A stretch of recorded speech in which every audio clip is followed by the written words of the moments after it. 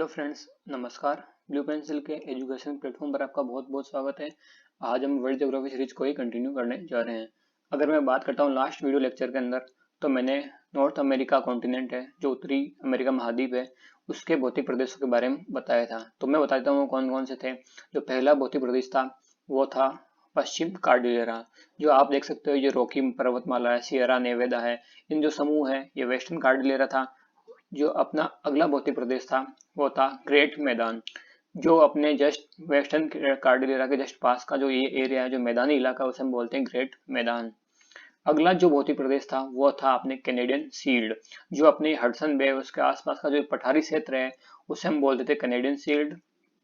जो चौथा भौतिक प्रदेश था वो था अपने अल्पेशियन पर्वत, जो ये वाला एरिया है उसे अपन अल्पेशियन पर्वत वाला क्षेत्र बोलते हैं। और जो पांचवा भौतिक प्रदेश थे वो है अपने तटीय मैदान या कोस्टल प्लेन, जिसमें से मैंने आपको अपने वेस्टर्न कार्डिलेरा, अपने कोस्टल प्लेन्स और अल्पेशियन पर्वतमाला के बारे में बता दिया था। आज हम ग्रेट प्लेन्स और कैनेडियन शील्ड के बारे में स्टडी करेंगे। तो अगर मैं बात करता हूँ ग्रेट मैदान की, तो ये जो ग्रेट मैदान है वो अपने रॉकी पर्वत माला और यहाँ पे एक रिवर है। आप देख सकते हो ये रॉकी पर्वतमाला है और यहाँ पे एक रिवर है जिसे अपन बोलते हैं मिसिसिपी रिवर। इनके जो ये बीच वाला एरिया है उसे हम बोलते हैं ग्रेट मैदान बोलते हैं।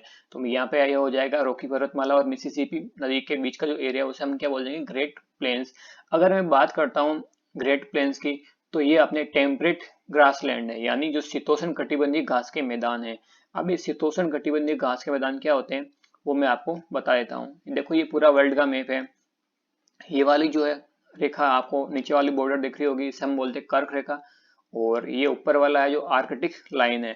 अब इन दोनों के बीच का जो एरिया ना तो ज्यादा गर्म है ना ही ज्यादा ठंडा है, इसलिए हम बोलते हैं शीत और उष्ण। ना तो ठंडा है ना ही गर्म है। तो इसमें यहाँ पे जो भी घास के मैदान पाए जाते हैं, और इसी तरह दक्षिणी गोलार्ध के अंदर जो मकर रेखा और जो अंटार्कटिक लाइन है, इनके जो बीच का जो रीजन है, यहाँ पे जो घास के मैदान पाए जाते हैं, इन यहाँ पे पाए जाने वाले घास के मैदान को अपन बोलते हैं टेम्परेट ग्रासलैंड। अब देखो इनको वर्ल्ड के अलग अलग एरिया में अलग अलग नाम से जाना जाता है। जैसे जो शीतोष्ण कटिबंधीय घास के मैदान है उन्हें अमेरिका के अंदर प्रेरीज बोलते हैं। जो ये रशिया वाला क्षेत्र है यहाँ पे हम बोलते हैं स्टेपी। और जो अपने अर्जेंटीना वाला क्षेत्र है यहाँ पे अपन बोलते हैं पंपास। और जो ऑस्ट्रेलिया के अंदर इनको अपन बोलते हैं डाउन्स। तो हम हमें जो आज के बारे में स्टडी करनी है वो हो जाएंगे प्रेरीज घास के मैदान। तो अगर मैं बात करता हूँ प्रेरीज घास के मैदान, तो देखो ये वाला जो एरिया है ये भी अपने, अगर मैं बात करता हूँ इसके अंदर पाई जाने वाली मिट्टी की, तो देखो यहाँ पे जो मिट्टी पाई जाती है उसे अपन बोलते हैं चर्नोजम मिट्टी। अब ये चर्नोजम सोइल या चर्नोजम मिट्टी क्या होती है?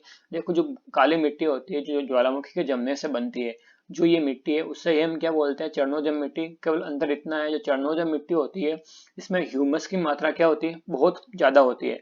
और ह्यूमस की मात्रा बहुत ज्यादा होने की वजह से ये एग्रीकल्चर पर्पज के लिए बहुत ज्यादा उपयोगी होती है। अगर मैं बात करता हूँ यहाँ पे प्रेरीज घास के मैदान के कुछ और बातें, तो यहाँ पे पशुपालन भी बहुत ज्यादा किया जाता है। और यहाँ पे कुछ पाए जाने वाले जानवर हैं जो बहुत ही फेमस है वर्ल्ड के अंदर, वो भी बता देता हूँ। तो जो पहला है वो है बिसन। अभी बिसन कैसा दिखता है वो भी मैं आपको बता देता हूँ। देखो ये जो आपको एनिमल दिख रहा होगा वो है बिसन। अगला जो जानवर है जिसे अपन बोलते हैं प्रेरीज कुत्ता, प्रेरीज डॉग। अभी आपको तो गिलहरी दिख रही होगी, हाँ एक्चुअल में ये गिलहरी ही है, लेकिन इसे प्रेरीज डॉग अपन कहते हैं। ये प्रेरीज घास के मैदान में पाए जाने के कारण इसे कहते हैं। अगर मैं बात करता हूँ इस मैदान के अंदर पाए जाने वाले जो मूल लोग हैं, जो नेटिव यहाँ के हैं, तो वो हो जाएंगे रेड इंडियंस। अभी रेड इंडियंस लोग कैसे दिखते हैं आप देख सकते हो, ये जो लोग हैं इन्हें हम बोलते हैं रेड इंडियंस। बाकी जो भी यहाँ पे हमें नॉर्थ अमेरिका के अंदर रहते हैं वो लोग सारे बाहर से आए ही हैं, वो सब इमिग्रेंट्स ही हैं। तो हमें ध्यान रखना जो अपने ग्रेट प्लेन्स के जो नेटिव अमेरिकन है वो कुछ इस टाइप से आप देख सकते हो। ये जो अपने ट्राइबल इन्होंने मतलब वेशभूषा पहन रखी है, तो ये अपन को ध्यान रखना है।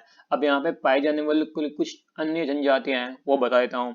जैसे अपाचे, सास्ता, पोमो, मिवोक, मोनो, सेरेनो।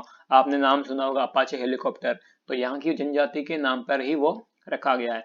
तो ग्रेट प्लेन्स के बारे में अपन को इतना ही ध्यान रखना है। अगर मैं बात करता हूँ कुछ अन्य पॉइंट्स जैसे कैनेडियन शील्ड की, अगर मैं बात करता हूँ, तो देखो जो हडसन बे आपको दिख रही होगी, मैंने आपको पहले भी बताया था, इसके जो आसपास वाला एक पठारी क्षेत्र है उसे हम बोलते हैं कैनेडियन शील्ड।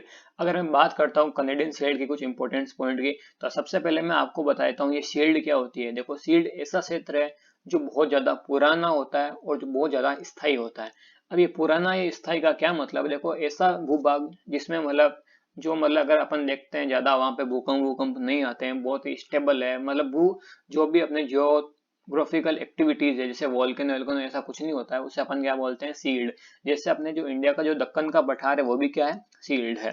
तो ये जो कैनेडियन सील्ड है एक तो बहुत पुराना और स्थायी भाग है। अगर मैं दूसरा बात करता हूँ तो ये है अपने एक अंगारा लैंड का पार्ट। अभी अंगारा लैंड या लोरेंसिया क्या है वो मैं आपको बता देता हूँ। जैसे बहुत टाइम पहले जो पूरा जो सारे के सारे महाद्वीप थे वो एक ही रीजन थे, फिर ये दोनों क्या हो गए, अलग अलग हो गए। जो उत्तर वाला एरिया है उसे अपन बोलने लगे लोरेंशिया, और जो दक्षिण वाला है उसे अपन बोलते थे गोंडवाना। जो अपना इंडिया है वो गोंडवाना लैंड का ही हिस्सा है। इसी प्रकार से जो कनेडियन शील्ड है वो क्या है, लोरेंशिया जो पार्ट है उसका हिस्सा था, इसीलिए अपन लोरेंशिया का पठार भी से बोलते हैं। अब मैं बात करता हूँ कुछ और इम्पोर्टेंट पॉइंट की। तो देखो ये बहुत ज्यादा पुराना होने के कारण यहाँ पे मिनरल्स क्या है, बहुत ज्यादा है यहाँ पे। जैसे एक तो ये नॉर्थ मतलब ध्रुव के पास होने में बर्फ भी बहुत ज्यादा है, तो ये इस यहाँ से बर्फ पिघल बहुत सारी झीलें भी बनाती है। दूसरा है खनिज भी बहुत ज्यादा है, जैसे यूरेनियम है, रेडियम है, वो सारे इसके आसपास वाले क्षेत्रों में पाए जाते हैं। तो ये हो गई कैनेडियन शील्ड की बात। अब मैं बात करता हूँ कुछ प्रमुख झीलें, ठीक है, जैसे नॉर्थ अमेरिका कॉन्टिनेंट के अंदर कौन कौन सी झीलें हैं तो वो भी मैं आपको बताता हूँ। देखो ये जो कनाडा का मैप है, ये वाली सारी झीलों के बारे में आपको बता देता हूँ। अगर मैं बात करता हूँ जो कनाडा वाला क्षेत्र है, ये देखो ये अलास्का है, ये अपने यूएस है। तो कौन कौन सी झील है वो बता देता हूँ। देखो जो पहली झील है जिसे अपन बोलते हैं, ये वाली एरिया जिसे अपन बोलते हैं ग्रेट बेयर झील। और अगली जो झील है वो भी मैं आपको बता दूंगा, उससे पहले एक पॉइंट आपको बता देता हूँ। जो ये ग्रेट बेयर लेक है, यहाँ पे एक बहुत ही फेमस माइनिंग रीजन है जिसे अपन बोलते हैं रेडियम क्षेत्र। इसे रेडियम क्षेत्र इसलिए बोलते हैं क्योंकि यहाँ यहाँ पे एक तो रेडियम की माइनिंग होती है और यूरेनियम भी निकलता है। अगली जो झील है उसे हम बोलते हैं ग्रेट स्लेव झील। अभी ग्रेट स्लेव झील भी बहुत फेमस है, यहाँ से भी एक नदी निकलती है जिसका नाम है मैकेंजी रिवर। आप देख सकते हो ये वाली जो नदी है उसे अपन बोलते हैं मैकेंजी रिवर। ये ग्रेट स्लेव झील से निकलती है, और जो ये वाला सागर है उसे अपन बोलते हैं बियोफार्ड सी, इसमें अंदर जाकर गिरती है। तीसरी जो हो जाएगी झील, आप ये वाली देख सकते हो, इसे हम बोलते हैं अथाबास्का लेक बोलते हैं। ये भी अपने माइनिंग के लिए काफी फेमस है, गोल्ड की यहाँ पे माइनिंग होती है, यूरेनियम की भी यहाँ पे माइनिंग होती है। उसके अलावा एक झील यूरे अपने और है जिसे अपन बोलते हैं, ये जो कभी आई थी, इसे हम बोलते हैं विनीपेग झील। विनीपेग झील भी काफी फेमस है, यहाँ से भी देखो एक दो नदियां निकल रही है जो हम रिवर सिस्टम के अंदर कवर करेंगे। तो ये तो हो गई अपने कनाडा की प्रमुख झीलें। अगर मैं बात करता हूँ यूएसए की प्रमुख झीलें तो वो भी मैं आपको बता देता हूँ। देखो यूएसए के अंदर मेजरली 5 बड़ी झीलें हैं जिन्हें हम एक साथ बोलते हैं ग्रेट लेक्स।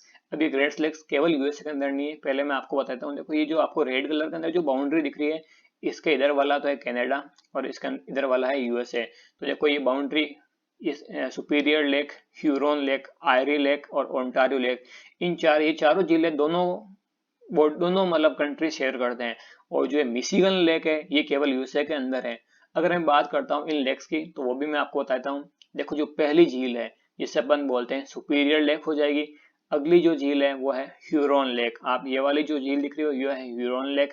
तीसरी जो आपको ये वाली दिख रही है जो केवल यूएसए के अंदर ही है, इसे अपन बोलते हैं मिशिगन लेक। चौथी जो लेक है वो हो जाएगी आयरी लेक, जिसे एरी झील भी बोलते हैं। और पांचवी जो झील है उसको क्या हो जाएगी, ओंटारियो झील। आप देख सकते हो जो ये यूएसए और बॉर्डर पे है और इसका ये अपने जूम वर्जन है। तो ये पांचों लेक हो जाएगी इसकी। अगर मैं वन बाय वन इनकी बात करता हूँ तो सबसे पहले अगर मैं बात करता हूँ सुपीरियर लेक की, तो ये जो सुपीरियर लेक है ये सबसे बड़ी, पूरी दुनिया की सबसे बड़ी मीठे पानी की झील है। और ये जो अपने सुपीरियर लेक है उसके पास दो तीन पर्वतमाला है, जिसमें से एक आपको ये देख सकते हो इसमें इमेज के अंदर, ये मेसाबी रेंज है। अब ये जो मेसाबी रेंज है वो आयरन ओर के लिए बहुत फेमस है, मतलब जो लो एस्क है उनका उत्पादन यहाँ पे बहुत ज्यादा होता है। अगर मैं कुछ और इम्पोर्टेंट पॉइंट की बात करता हूँ तो देखो ये आप देख सकते हो, यहाँ पे एक नहर है, मतलब जो ये सुपीरियर लेक है और जो ह्यूरोन लेक है, इन दोनों को आपस में क्या कर दिया गया है, एक नहर बना के जोड़ दिया गया है, जिससे अपन बोलते हैं स्यू कैनाल या स्यू नहर।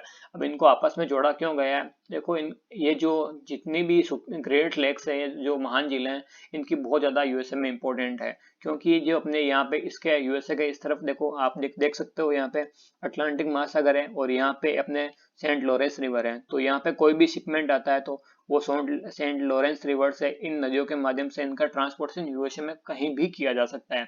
तो ये हो गई स्यू कैनाल की बात। अगर मैं अगली लेक की बात करता हूँ तो वो हो जाएगी ह्यूरॉन लेक।